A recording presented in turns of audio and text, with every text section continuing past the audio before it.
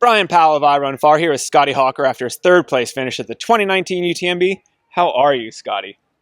Yeah, really good. Yeah. That was quite the performance out there. Yeah, it was it didn't kind of quite go to plan early on, but to kind of hang in there and just give myself a chance to stay in the race was ended up. What went wrong early? Like before the contamine, just legs that just felt flat. I was having a few issues with my kind of hamstring sciatic nerve kind of stuff, which was basically what hampered all of last season. So I was kind of like just after Saint Gervais, I was like, far out, here we go again. Sort of back to the same old, and so basically eventually got to Les Chapieux. I think I dropped to nearly 40th position. I'd walked half that descent. People were just flying past me. Walking downhill in the first. Yeah, in the first 50k, I was like, oh, this isn't quite how the script was supposed to go. Arrived into Les Chapieux, and then literally as I arrived, I was about to say to the organisation, people just like, hey, I'm out. Can I get a ride back to Courmayeur? And Jason Schlab and another buddy, Harry Jones, came in, and just a couple of bits of advice and words from two really good friends at the right time, and just like sort of them saying that, I was just like, well, what did they say? Basically, Jason just sort of said, you're better than this, and give yourself some time, and then Harry basically just said, there's still a lot of time to go, and once I sort of just said to myself, all right, we'll just head out of Les Chapieux and we'll see what happens. Did Ludovic Pomeray ever cross your mind? It did actually, yeah. So I remember, I think it was 2015, 16, knowing that I think he was having some stomach issues, like he came into an aid station as white as a ghost, and his crew were like, Ludo, you're done. And, I did think about how he bounced back, and to be honest, I didn't think I was going to bounce back to third place. But as I kind of left Les Chapieux and got further into the race, I just started feeling better and better, and I finally felt like I was kind of running and moving in the mountains how I knew I could based off how training and stuff had been going. So, like a bit of motivation from that, and all of a sudden started passing the 30-something people that had passed me on the downland to Les Chapieux. Do you think that's a good mental boost, like at that middle part of the race? Yeah, for sure. Like it was just, the first sort of, dozen people that I passed, I was like, oh, okay, the other guys, and the lead female at the time, I think, was the Chinese runner. She just flew past me. I was like, oh man, she was just moving so well, and I was like, I want to run like that. And so, once I sort of started catching a few people, and then sort of started, running in and around some of the guys that I knew were going to be contending for the podium and top 5, top 10, started to get a bit of motivation from that, which definitely spurred things on, and just kept at it really. And when did you feel like you were when during the race were you thinking, this could be a special day? Yeah, I think probably coming into Courmayeur, I knew that I'd passed a few people, but I didn't really know how many, because so many had passed me basically on the climb up to Col du Bonhomme and then down to Les Chapieux. And then, when I arrived into Courmayeur, someone told me that I was in 10th. I was sort of like, far out, when did that happen? And then I sort of thought, well, moving how I'd been moving, and now I'm in 10th. Basically, in a roundabout way, I kind of arrived to Courmayeur almost where I want. I mean, I was...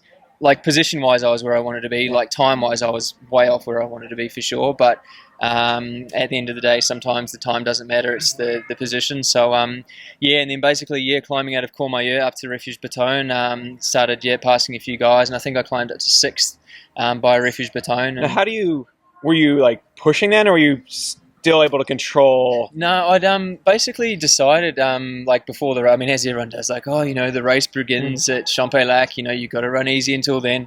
And I really was trying to stick as true to as I could to that, and just sort of, even though I was feeling really good and I felt like I could have just, opened up the tanks and just... How do you do that? I mean, because you're also passing lots of people from being further back. So how...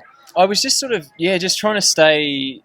just as current in the moment as I could, checking in on my nutrition, how's my form going, am I staying hydrated? And I knew that Saturday was going to be really hot, so it was kind of just, I guess I was just trying to set myself up to arrive to Champex basically ready to race essentially, which again sounds crazy, 125k, and okay, I'm ready to race now, but that was kind of what I felt needed to happen to hopefully have a good result. So you get there. Yeah, so I got there, and it was just, just more motivation, just an amazing feeling to be that deep into the race. I think I was in 4th position then, but also knowing that there were guys breathing down my neck. I think Tom Owens was just behind me. Which is probably somebody you don't want to have feeling No, creeps on your neck. like, and that guy, you want to see that guy run downhill, and he's got a dodgy ankle at the moment, and he was just like insane going down. And so yeah, basically that last little pinch as you get up to Champex-Lac, I'd basically hiked this part of this climb, and then I turned back and see Tom, and he's just sort of like prancing up the hill. I'm like, oh, okay, this is going to be a battle. And then yeah, I just sort of figured that I'd gotten this far, and there was no way I was just going to roll over. And I mean, I thought even if Tom catches me and passes me, I wasn't going to let him have it easy. So Yeah. I just thought the faster I move, the smoother I move, if I can run some of the gradual uphills and force Tom to at least run those to catch up to me, I thought, that's going to make it harder for him. So Now, was it, you kind of had a person to focus on in Tom? Like, was it easier to have that than to think of like the field more generally, either chasing them or? I think Tom was probably the guy I was like kind of scared of the most. Okay, he just stood out. Just because he was so close, and I felt like if anyone was going to catch me, it was probably going to be Tom. But at the same time, it was kind of a strange feeling because I was feeling pretty good. I was always just thinking like, who's in front of me? Who's in front of me? Really? Yeah. And knowing that like Robert was there, and then even Xavier, because I felt like I was moving well enough that if I kept things going, then same deal. I just thought we'll just see what happens and see who I can catch. And is that a really cool thought to be like 3/4 of the way through UTMB and like maybe I got Xavier who's having a good race? Yeah, that's what I mean. And like it's just been a real kind of, I guess, switch with this year, and kind of my goals and aspirations, I guess, as a runner and as an athlete have kind of changed a lot just with having some relatively consistent training, and just a bit more self-belief that like I just took a big hit last year with races not going to plan. Yeah, and, I'd like to talk about that a little bit. Like you had many years like solid results, and then like a period of time that was for you not up to par. No, it was a train wreck. Like it was just literally race after race, whether it was my kind of hamstring sciatic stuff going on, or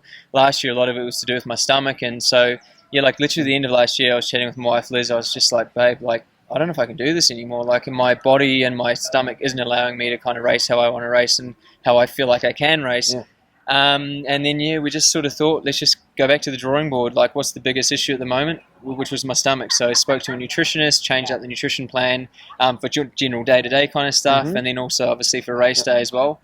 So yeah, changing all of that up, and all of a sudden, if you're in a race and you can actually eat and keep nutrition down, it's amazing what you can do, sort of thing. So what did you change like day to day? Like, did you have a huge switch? Or we'd been vegetarian for quite a while, and then basically switched to a full vegan diet about 14 months ago, I think it was. And for me, it was basically just cutting out a lot of dairy, milk, and cheese and stuff like that. As much as I love them, it just my stomach doesn't love it. So more of a practical change. Yeah, exactly. So it's not, I mean, it is changing gradually with regards to kind of the animals and the environment and stuff, and that's becoming more important for sure. But it's purely just from a performance standpoint. Like I feel like I recover faster, my stomach's happier kind of day to day, and then the flow from that is then going to races, and so now I feel confident, like even with the heat yesterday, like it wasn't until probably the last hour that I was having a couple of those kind of burps where you feel like you're going to follow through a little bit. But like, apart from that, it was kind of like I had a happy stomach pretty much all day yesterday. So it was, just an awesome feeling to be able to just eat and run. So and your race day nutrition worked out as well then. Yeah, it's been just kind of reverting back to kind of more solid foods and stuff. Normally in the past, like I've actually had like a really strong stomach in the sense I could just take gels and chews and drinks, but obviously with all of the sugar and the kind of gels and that, I was just drinking so much fluid and stuff, and then ended up just loading up and just downhills were just a nightmare with all the sloshing in the guts and stuff. So you enter the outskirts of Chamonix here. You're in third place. Yeah. What does that feel like? And then coming across the line, it was just just overcome with emotion. Like I dreamed of getting on the podium of UTMB, but I wasn't really sure if it could happen or would happen. So to kind of get on the outskirts of Chamonix and then running into town, kind of feeling like I'd got the job done was just, it was just unreal. And I made sure I kind of ran pretty hard into town because I said to Sienna, my daughter, before the race, I said, we always say to Sienna, like if there's not too much, time between, Papa and some of the other guys, then I'll see you right at the finish line. Whereas if I've got a bit of a buffer, then we can hold hands and run down the finishing chute. So, I just hammered the last 5K of the descent, knowing that if I had a bit of a buffer, then we could hold hands across the finish line, which is that's the number one for me, is just sharing those moments with her and with Liz as well. So it's really cool. I mean, out of the sort of front of the pack, like it was you who had, well, a lot of them had a spouse, but Sienna was out there. Like, it's so cool. Like, what is it like for you? Yeah, it's just awesome. Like, like we wouldn't have it any other way. You know, like some people sort of like maybe look at what we're doing and kind of dragging a 3-year-old around the mountains of, you know, Chamonix, Courmayeur, middle of the night and stuff. You can hear her like laughing over there. She's having a ball. She's pretty happy we could.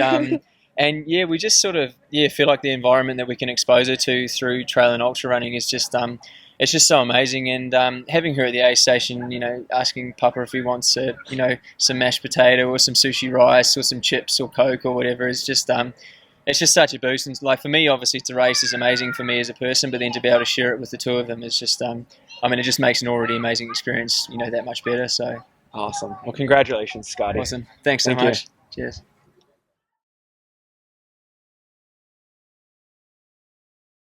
A bonus question for you, Scotty.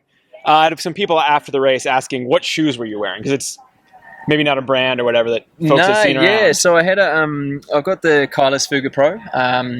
So the ones I wore yesterday for the race were a limited edition NASA pair. So they were white to start with. Yeah, they were white-ish. They were white. Yeah, they were white-ish at the finish. But yeah, I've been running in the Fuga Pro since probably December last year, and just an awesome shoe. And combining a great shoe with the Vibram light base, it's kind of like you're getting a super comfy, you know, good performance shoe, and then obviously the Vibram light base speaks for itself. Well, maybe it doesn't, because we don't do like we don't do articles on like specific components, but I've used light base. Like, tell me a little bit. Like, give me the 20-second spiel. It's basically the traditional Vibram Mega Grip has obviously been around for years. It's on hiking shoes and running shoes and stuff. And then I think it was about 3 or 4 years ago, they basically made the same kind of grip, same performance and everything, but basically 30% lighter. So they can basically, with the Vibram truck that's here in Chamonix and also goes to the Lavaredo as well, they can basically resole a pair of shoes. They can make the shoes lighter and the performance of the shoe increases with regards to traction. And there are some shoes that have it in line so there are now. Yeah. So the Kailis, and I think there's a few other brands that also have the light base as kind of standard on their shoes now. And it's just, brands and athletes becoming more aware of the benefits of the light base. And it's, just a good thing to have on your feet when you're out in the mountains. Cool. Thank you, Scotty. Congratulations. Cheers, man.